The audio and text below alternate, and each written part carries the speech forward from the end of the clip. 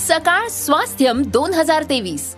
उपस्थित मान्यवर असतील श्री एम आचार्य बालकृष्ण, कमलेश पटेल उर्फ दाजी, मुख्तियार अली आणि रवी शेरगिल. व्याख्यान, परिसंवाद, चर्चासत्र, कार्यशाळा, प्रदर्शन, सायकल रॅली, संगीतमय उपक्रमांचा महोत्सव. या, शिका आणि आरोग्यदायी आयुष्याची अनुभूती घ्या. सकाळ स्वास्थ्यम 2023 ला अवश्य उपस्थित रहा. दिनांक 1, 2 आणि 3 डिसेंबर 2023, पंडित फार्म, कर्वेनगर, पुणे. निशुल्क नोंदणीसाठी आताच www.globalswasthyam.com या वेबसाईटला भेट द्या. सकाळ स्वास्थ्यम 2023.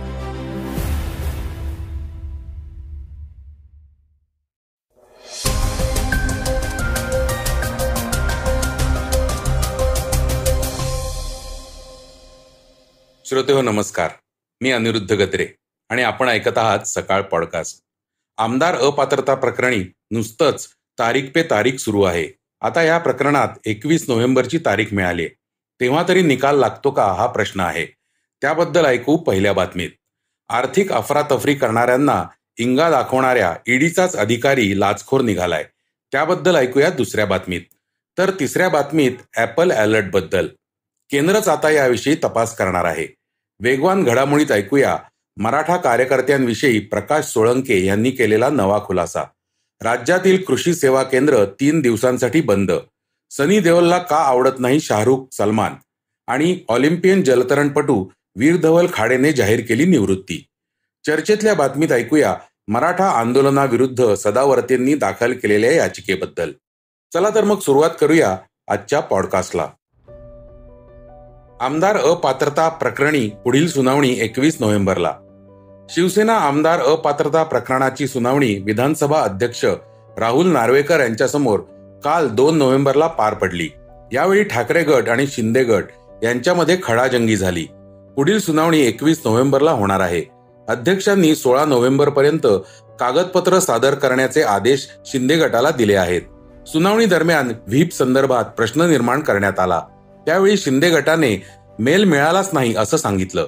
त्यामुळे ठाकरे गट आणि शिंदे गट यांच्यात गोंधळ निर्माण झाला. यावेळी शिंदे गटाला मेलवर व्हीप मिळाल्याचा पुरावा आहे असं ठाकरे गटाच्या वकिलांनी स्पष्ट सांगितलं. मात्र आम्हाला कोणताही मेल किंवा माहिती मिळाली नव्हती असं शिंदे गटानं म्हटलं आहे. शिंदे गटाला हा व्हीप एकनाथ शिंदे यांच्या ईमेल आयडीवर पाठवला आहे. मात्र हा ईमेल आपला नाहीच असं शिंदे गटाने सांगितल्यास हे प्रकरण गंभीर आहे. IT तज्ज्ञांकडून त्याची तपासणी करावी लागेल. तसंच या प्रकरणी कायदेशीर कारवाई सुद्धा होऊ शकते असं ठाकरे गटाच्या वकिलांनी स्पष्ट केलं आहे. याविषयी पुरावे सादर करण्यासाठी दोन्ही गटांनी सहमती दिली आहे. तसंच फेरसाक्ष घेण्याचाही निर्णय घेण्यात आला. विधानसभा अध्यक्षांनी देखील याला सहमती दर्शवली आहे. पुरावे सादर करण्यास आता वेळ दिला जाईल. सुधारित वेळापत्रकानुसार आता पुढची प्रक्रिया ठरणार आहे. 16 नोव्हेंबरपर्यंत कागदपत्रे सादर करण्यास सांगितले असून 21 नोव्हेंबरला पुढची सुनावणी आहे. ईडीचा अधिकारीच निघाला भ्रष्टाचारी. 15 लाखांची लाच घेतल्याप्रकरणी अटक. राजस्थानच्या अँटी करप्शन युनिटने गुरुवारी सक्तवसुली संचालनालयाच्या म्हणजेच ईडीच्या एका अधिकाऱ्याला लाच घेतल्याप्रकरणी अटक केली आहे. नवल किशोर मीना हे ईडीचे अधिकारी असून त्यांना 15 लाख रुपयांची लाच घेतल्याप्रकरणी अटक करण्यात आली. अधिकाऱ्यासोबत त्याचा सहकारी बाबूलाल मीना याला देखील मध्यस्थी म्हणून ताब्यात घेण्यात आलं आहे. नवल किशोर मीना आणि बाबूलाल मीना यांना मणिपूरमधील चिट फंड प्रकरणी लाच घेतल्याच्या आरोपात अटक झाली आहे. अँटी करप्शन युनिटच्या अधिकाऱ्यांनी दिलेल्या माहितीनुसार प्रकरण मागे घेणे, अटक न करणे आणि संपत्तीवर जप्ती न आणण्यासाठी अधिकाऱ्यांनी लाच घेतली आहे. त्यानंतर मिळालेल्या तक्रारीनुसार त्यांनी ही कारवाई केली आहे. लोकांच्या आर्थिक गैरव्यवहार आणि अफरातफरीविषयी त्यांच्यावर धाडी टाकणाऱ्या ईडीच्या अधिकाऱ्यालाच लाच घेताना अटक झाल्याने खेद व्यक्त केला जात आहे. सोशल मीडियावर या बातमीचे अनेक मीम्स आणि जोक्स फिरत आहेत. दरम्यान ईडीने याविषयी काही सांगितलेलं नाही.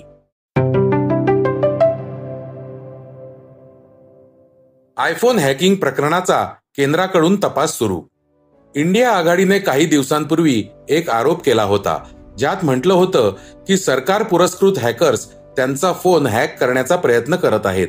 ॲपल कंपनीने याविषयी इशारा दिल्याचंही या नेत्यांनी म्हटलं होतं. आता केंद्र सरकारने या प्रकरणाचा तपास सुरू केला आहे. IT मंत्रालयाचे सचिव S. कृष्णन यांनी याबाबत माहिती दिली. भारताची computer emergency response team CERT in याबाबत तपास करणार असल्याचं IT सचिवांनी स्पष्ट केलं. तसंच ऍपल कंपनी या तपासात सहकार्य करणार असल्याचं देखील कृष्णन यांनी यावेळी सांगितलं. काही दिवसांपूर्वी विरोधी पक्षातील आणि इंडिया आघाडीतील काही नेत्यांनी आपले आयफोन सरकार हॅक करत असल्याचा आरोप केला होता. ऍपल कंपनीने त्यांना एक इशारा दिला होता, ज्यामध्ये म्हटलं होतं की काही स्टेट स्पॉन्सर्ड हॅकर्स त्यांच्या आयफोनला ऍक्सेस करण्याचा प्रयत्न करत आहेत. या मेसेजचा स्क्रीनशॉट सोशल मीडियावर पोस्ट करत कित्येक नेत्यांनी याबाबत प्रश्न उपस्थित केला होता. इशारा मिळालेल्या व्यक्तींमध्ये KC वेणुगोपाल, महुआ मोइत्रा, शशी थरूर, प्रियांका चतुर्वेदी, पवन खेरा, सीताराम येचुरी, अखिलेश यादव आणि राहुल गांधींच्या कार्यालयातील काही कर्मचारी यांचा समावेश होता. कंपनीने याबाबत बोलताना म्हटलं होतं की काही वेळा सिस्टीम चुकीचे अलार्म पाठवू शकतं, मात्र त्यांची सिस्टीम सायबर हल्ल्यांचा प्रकार कशा प्रकारे नक्की करतं याबाबत अधिक माहिती देणं ऍपलने टाळलं होतं. आता ऍपल कंपनी सरकारसोबत मिळून या प्रकरणाचा तपास करणार आहे.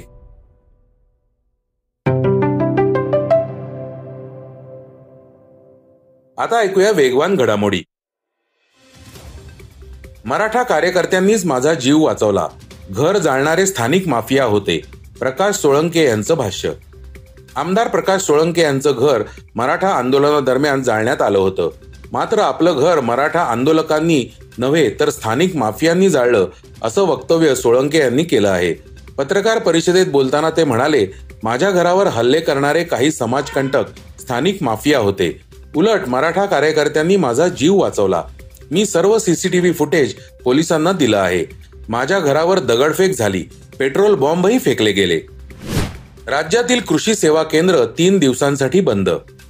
महाराष्ट्र शासनाकडील प्रस्तावित विधेयक क्रमांक 40, 41, 42, 43 व 44 मधील जाचक नियमांना विरोध करण्यासाठी आणि त्याविषयी प्रस्तावित 5ही कायदे रद्द करावे यासाठी आज शनिवारपर्यंत 3 दिवस संपूर्ण महाराष्ट्रातील कृषी निविष्ठा विक्रेत्यांनी कृषी सेवा केंद्रे बंद ठेवायचं ठरवलं आहे. सेंद्रिय शेतीत वापरण्यासाठी परवानगी असलेली उत्पादने म्हणजे कृषी निविष्ठा, त्याविषयी अन्यायकारी कायदे लादू नये यासाठी हा निषेध नोंदवण्यात येत आहे. त्यामुळे कृषी सेवा केंद्रे पुरवठादार कंपन्यांकडून आलेला माल घेणार नाहीत आणि विक्रीही करणार नाहीत. सनी देओलनं सांगितलं शाहरुख सलमान न आवडण्याची कारणं. कॉफी विथ करण या कार्यक्रमात बॉबी आणि सनी देओल आले होते. त्यावेळी शाहरुख आणि सलमान आपल्याला आवडत नाहीत असं सनी देओलने सांगितलं आणि त्याची कारणंही सांगितली. सनी म्हणाला, शाहरुख त्याची कंपूशाही तयार करतो, मला त्याबद्दल राग आहे म्हणून तो मला आवडत नाही. तर सलमान सगळ्यांनाच बॉडी बिल्डर करण्याच्या मागे लागलाय, त्याला मी आणखी काय सांगणार, तो मला आवडत नाही. ऑलिम्पियन जलतरणपटू वीर धवल खाडेने जाहीर केली निवृत्ती. आपल्या कारकिर्दीत अनेक राष्ट्रीय आंतरराष्ट्रीय स्पर्धांमध्ये पदकं जिंकणाऱ्या कोल्हापूरच्या वीर धवल खाडेने निवृत्ती जाहीर केली आहे. 2010च्या ऑलिम्पिकमध्ये कांस्य पदक जिंकल्याने वीर धवल खाडेचं नाव साऱ्यांना माहीत झालं. त्यानंतरही बीजिंग, टोकियो ऑलिम्पिकमध्ये त्याने चांगली कामगिरी केली होती. त्याच्या कारकिर्दीतील पहिले राष्ट्रीय पदक 2001 साली त्याने गोव्यातच जिंकलं होतं. सध्या गोव्यात होत असलेल्या राष्ट्रीय क्रीडा स्पर्धेत वीर धवल सहभागी झाला होता. या 37व्या राष्ट्रीय क्रीडा स्पर्धेत त्याने सुवर्ण पदकाची कमाई केली आहे. मात्र मी मनाने अजूनही तरुण आहे, परंतु शरीराला थकवा जाणवत असल्याचं मला वाटतं, असं सांगत त्याने निवृत्ती जाहीर केली आहे.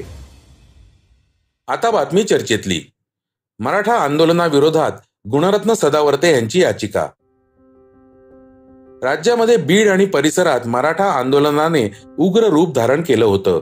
अनेक ठिकाणी ST बसेस बंद आहेत, तर काही ठिकाणी लोकप्रतिनिधींच्या गाड्या फोडण्याचं आणि जाळण्याचे प्रकार घडलेले आहेत. याच अनुषंगाने आता ॲडव्होकेट गुणरत्न सदावर्ते यांनी उच्च न्यायालयात एक याचिका दाखल केली आहे. गुणरत्न सदावर्ते यांनी मुंबई हायकोर्टात याचिका दाखल केली असून याचिकेवर 8 नोव्हेंबर रोजी सुनावणी होणार आहे. एकीकडे मराठा आंदोलक आक्रमक असताना आणि खुद्द सदावर्ते यांच्या 4 चाकी गाड्या फोडलेल्या असतानाही त्यांनी याबाबत याचिका दाखल केली आहे. मराठा आरक्षणासाठी मनोज जरांगे पाटील हे 25 ऑक्टोबर पासून उपोषण करत आहेत. त्यांच्या उपोषणानंतर राज्यात हिंसाचाराच्या घटना घडत असल्याचं दिसून येत आहे. या पार्श्वभूमीवर सदावर्ते यांनी याचिका दाखल केली आहे. मराठा आंदोलनकर्त्यांच्या विरोधात कारवाई करावी अशी मागणी याचिकेत करण्यात आली आहे. दरम्यान मराठा आरक्षणाच्या विरोधात गुणरत्न सदावर्ते यांनी यापूर्वीही याचिका केली होती. त्यांच्या याचिकेमुळे मराठा आरक्षण कोर्टात रद्द ठरवण्यात आलेलं होतं. आता पुन्हा त्यांनी मराठा आंदोलनाच्या विरोधात याचिका दाखल केली आहे. तर श्रोतेहो, हे होतं आजचं सकाळचं पॉडकास्ट. आजचं सकाळचं पॉडकास्ट तुम्हाला कसं वाटलं हे आम्हाला सांगायला विसरू नका.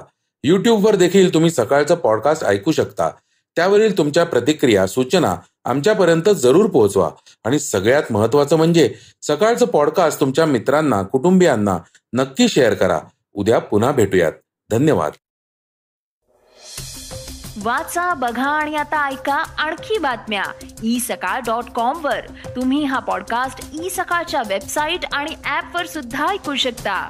विसरू नका, या पॉडकास्टला आपल्या आवडीच्या पॉडकास्ट ऍप वर सबस्क्राईब किंवा फॉलो करायला.